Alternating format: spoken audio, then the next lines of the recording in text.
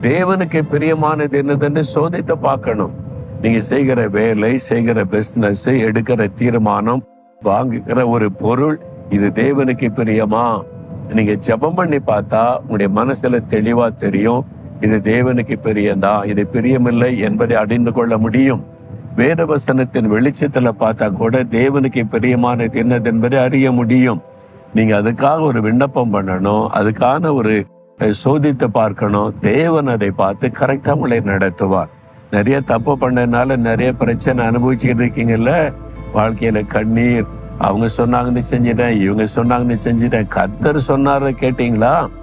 கர்த்தர் என்ன சொல்றாருன்னு கவனிச்சிங்களா? கேட்கல.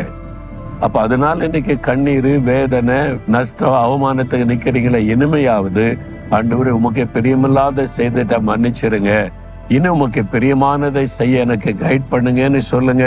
அழகாய் ஆண்டவர் நடத்துவார்.